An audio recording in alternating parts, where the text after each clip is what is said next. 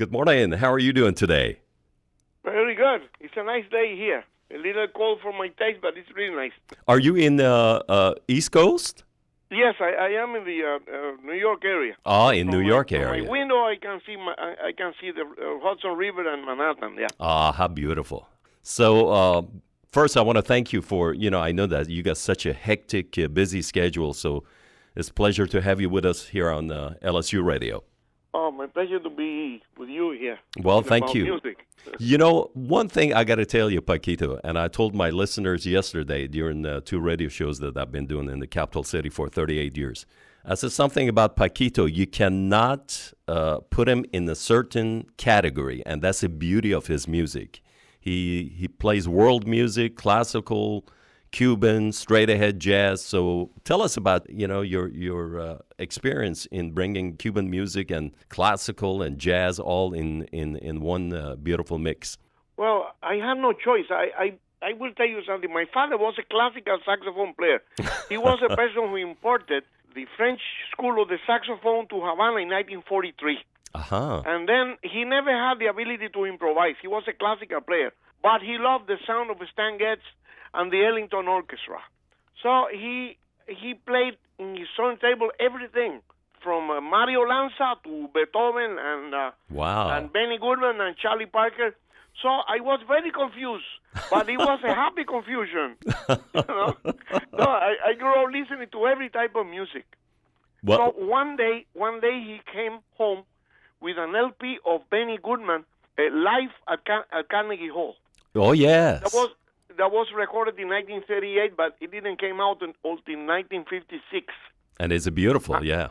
Oh, it's a wonderful album. And then he played that, and I said, "What is that?" And he told me that is called swing, and it's Carnegie Hall. When he said Carnegie Hall, I understood carne y frijol.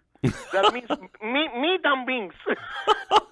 I said, what do you have that to do with my mother cooks, man? I said, no, Carnegie Hall. He's playing to me.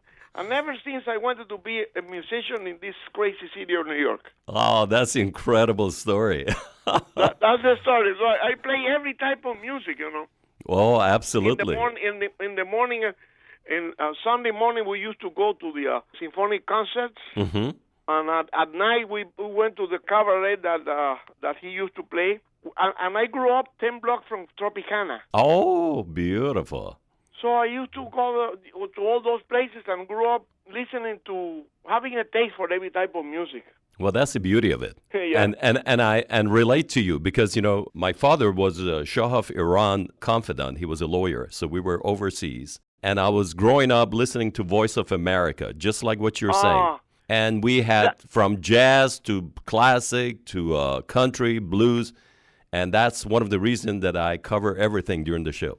Oh, yeah. It's just music. You mentioned the Voice of America. One of my favorite people, and my jazz savior was Willis Conover. Oh, same here.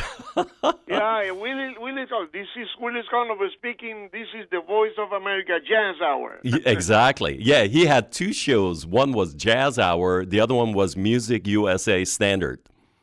Music USA, yeah. Oh, and you know that many years ago, when I arrived in this country, I had the opportunity to do one show with him in the studio. Is that right? Oh, wow! And that was such a wonderful experience for me because I was always in the other side. Absolutely. Of the wire, Oh, he was it. I mean, I recall about 5-6 years ago, I interviewed Mose Allison. And, composer. Oh, yeah. And Mose said, his wife said they went to Poland and they went to a couple of schools. And one of the teachers came and said, during the communist era, they used to go into their basement, listen to Willis Conover, and record the tapes on the cassette, and then next day go practice. Wow. Yes, sir. I am in the next room. Yes, we used to do exactly the same thing. Exactly. Willis Conover was very important for us. Oh. Yeah. You know that now? Probably. Do you know that they are approving now a stamp with his face on it? Is that right? Wow. Yes. somebody called me here for me to sign a petition how nice. The Post, the U.S. Post. Wow. To do an edition of Willis Conover stamp. Isn't that great? Oh, he told a story on public radio, and I never forget. He was going to Poland as a sort of an ambassador of goodwill on behalf of the State Department. He said the plane landed in Prague, and it was a rainy day. And he said he looked outside the window when they got to Prague, and he saw the girls with the flowers waiting and the red carpet, and there's a band, like a marching band. So he thought there are some dignitaries that are going to get off the plane. So everybody got off the plane, and they said, this is it. This is the last stop. So he got out of the plane, and the band started playing. They were waiting for him. Yeah, I heard that story. And you know something? I met him in Poland. Is that right? In 1970. Wow. In 1970, we went to the Jazz Jamboree. I think still they have that festival in Warsaw. Jazz Jamboree, and he was traveling with Dave Brubeck and Jerry Mulligan. Oh. With this wonderful drummer that he liked. Alan Dawson was the drummer. Oh, yeah. Alan Dawson and Jack Six playing bass. My. That was the Dave Brubeck quartet featuring Jerry Mulligan instead of Paul Desmond. And Willis Conrad was there. Oh. Very, I heard that beautiful voice. Yeah, well, I am lucky for people with good voices. That was so impressive, when I met the guy, because he was very communicative. Great. Very nice guy. And nobody knew him unless you were overseas listening to him on the VOA. Here he's a totally unknown person. Well, he said it on the air. He said he goes to McDonald's and nobody knows him, nobody bothers him, and he loves it. Yeah. Well, I tell you, the first time I came across your music was back in '79. I was at this radio station at the time as a student, and we were featuring Irakere. And we had your name and Arturo Sandoval and Chucho Valdez, and boy, we said this music is incredible. And that's the beginning that we started listening to you, and then after that, all your beautiful music that you did with the Brazilians and not Eliane Elias, but with Rosa Passos and wow, yeah. Oh, that was beautiful, and Yo-Yo Ma. Well, always I say that the half of my heart is Brazilian.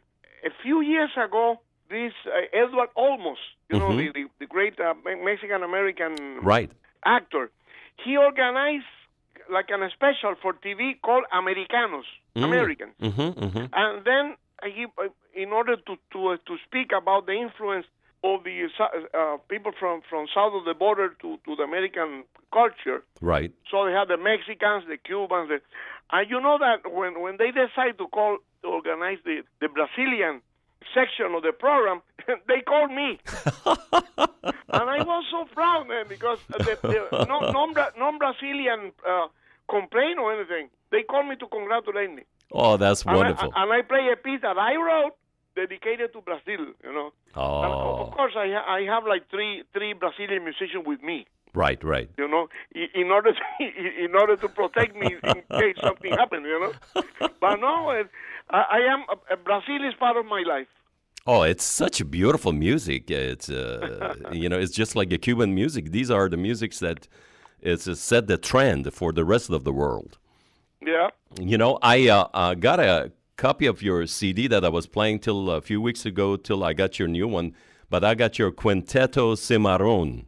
Oh, that's a wonderful group. It is a beautiful with about 3 violins and the cello and you on the clarinet and the upright bass. This is beautiful.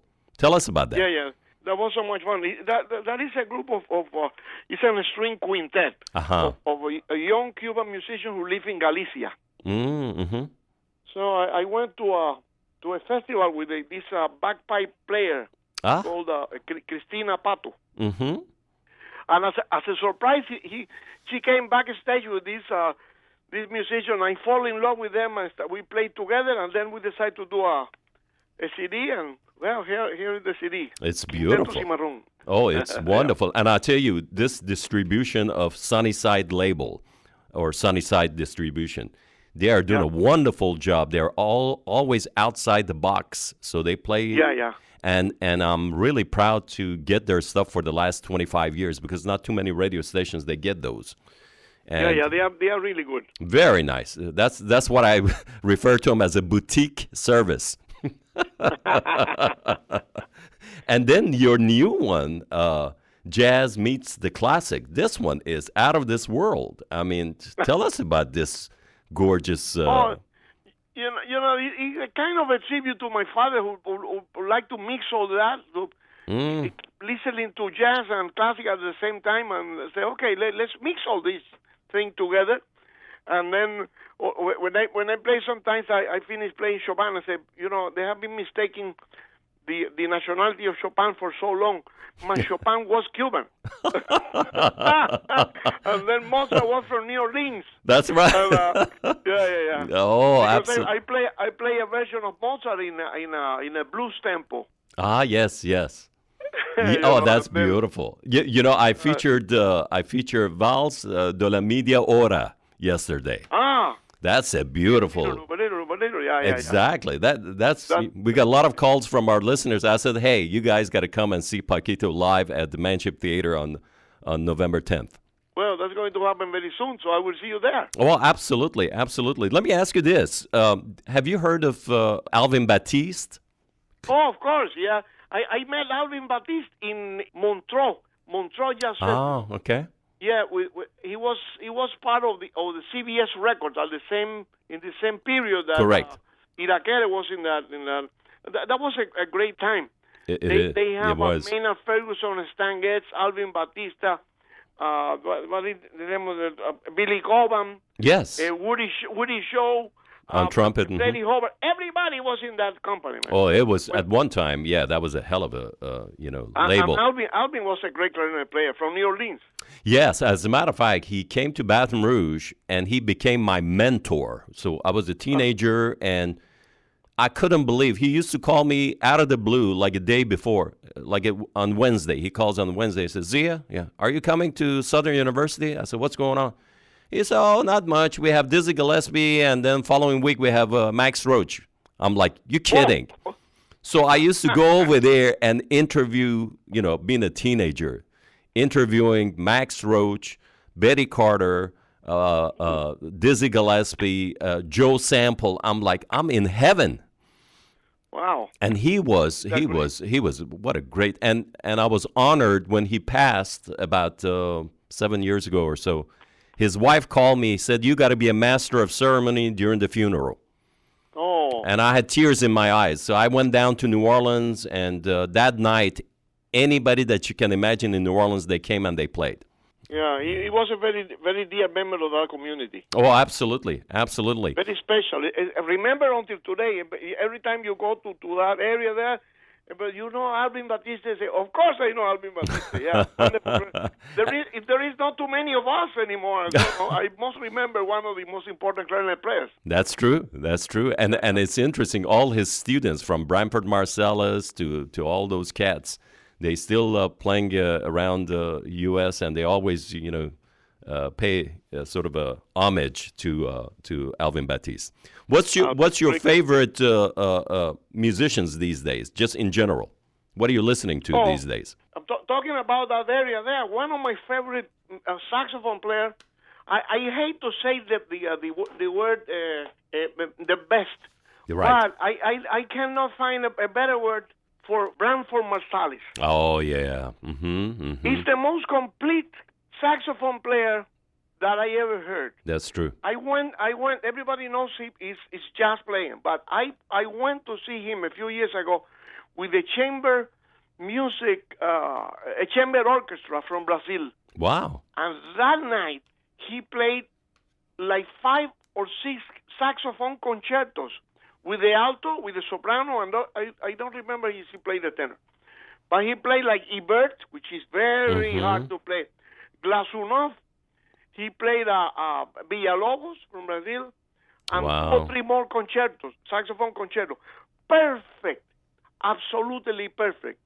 Disgusting. I told him, Bradford, you're not supposed to play 5 concertos in the night, you know?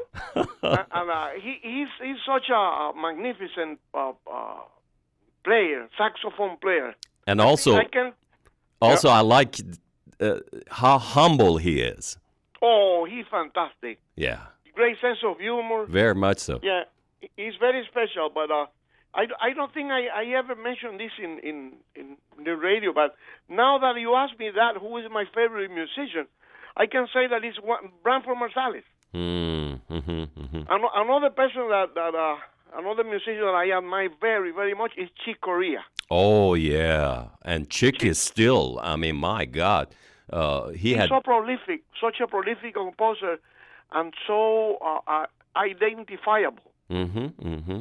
Chick is fantastic. We're still waiting, for the collaboration right day to do a project together or something. Oh, that'll be, yeah. As a matter of fact, they had another collaboration with Gary Burton on Vibes recently. Oh, yeah, Chick Corea. Those are famous. Those are famous, yeah. Absolutely. And now with Bela Fleck, I believe. Yes, that's right. That's right, Bela Fleck, yeah. That's another guy who's outside the box. Oh, that's another one. Yeah. Well, we're looking forward to see you here right after Baton Rouge. I think you were going to Lake Charles to play at McNeese State University. Yes. It's like a 5-concert tour, all of them different.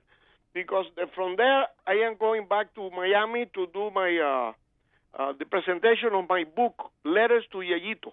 Oh, beautiful. It's a book about an imaginary music student. Oh, that's beautiful. Who asked me, should I pursue a career as a musician? And then I answer his question in a book, which is called Letters to Yayito. Oh, that's a beautiful concept. Yeah, and I think and I think could be helpful for students and people who like music, because I talk about my experience as a musician all these 60 years. Yeah, you're absolutely right. You're absolutely right. And the opportunity now that the relationship between U.S. and Cuba normalize, I cannot believe what kind of a more beautiful music that is never discovered is going to come to this country, don't you think? For me, it's very hard to understand the normalization with the non-normal government. That's not the right word. Not the right word. I don't trust those people, and I cannot think about how it's possible that the people that have been destroying the country for 56 years are the same one that are going to fix it. That's true. That's true. Yeah, well, at least it's a good start. Politics is like that. Yeah. No, you're absolutely right. As they say, at least it's a start. But, the music is a universal language. Yes. That's... That is the right concept, yeah. I told my wife, I said, if things gets better, I might take a nice quintet from New Orleans and go to Tehran, Iran. And for the first time since 1979, a quintet from New York went to Tehran, Iran. No, and what year was that? This was just about less than a year ago, and over 2,000 people showed up for the concert. Oh, no, of course, yes. Poor people, man. Oh, I remember when I was a little boy, maybe 6 years old, I went to see Ahmad Jamal and Dizzy Gillespie and other greats, and Max Roach when they came to Tehran. Wow. Oh, yeah, those were the days, I want to thank you for your time. This was a pleasure. It wasn't even an interview. It was a conversation. Very good. So, hope to see you very soon. Yes, and God willing, I'll be on stage to introduce you, and I cannot wait. Very good. And bon voyage. Okay, bye-bye. All right, take care. Bye-bye.